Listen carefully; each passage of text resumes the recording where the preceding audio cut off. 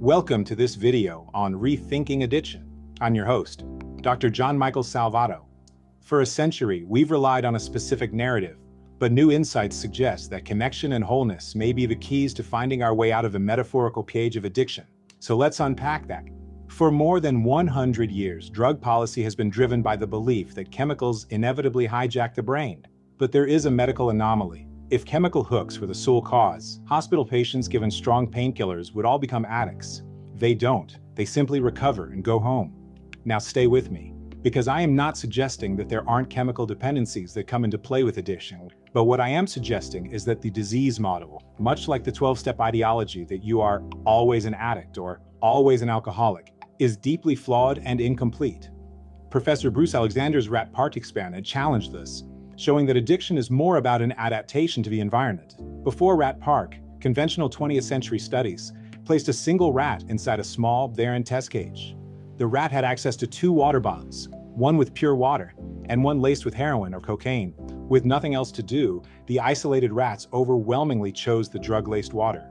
Most rats consumed the drugs compulsively, neglected food, and eventually died of overdoses.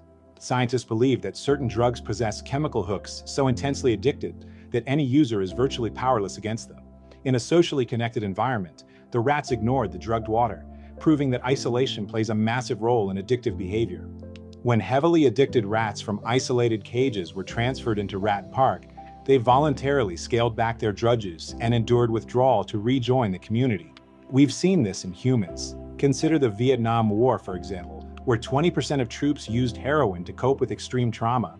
Yet, upon returning home, 95% simply stopped without rehab. They didn't beat a chemical hook.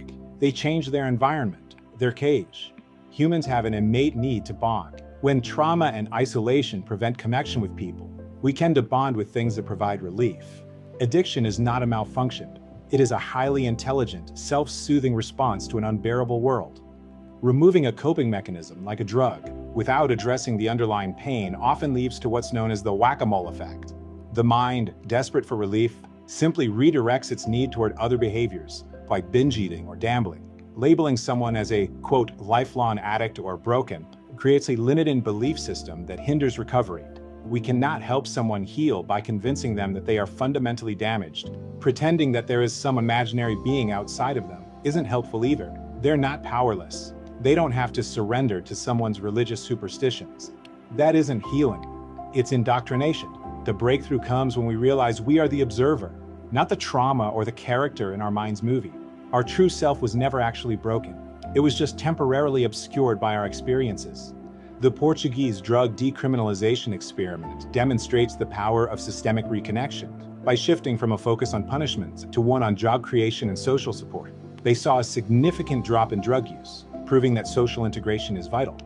This marks a core paradigm shift. We are moving away from viewing addiction as a disease caused by chemicals, toward viewing it as a lack of connection that requires compassion, self-soothing, and systemic support. It's a dysregulation of our fight, flight, freeze response, not a disease. How we love matters. Instead of using ultimatums that threaten to sever ties, we can deepen the bond by offering presence. Sitting with someone in their darkness ensures they don't have to face their pain alone. Ultimately, as Johann Hari once noted, the opposite of addiction is not sobriety, it is connection. And at the Inner Alchemy Recovery Reset community, that's what we strive to do every day, cultivate connection. Visit us at www.recoveryreset.online.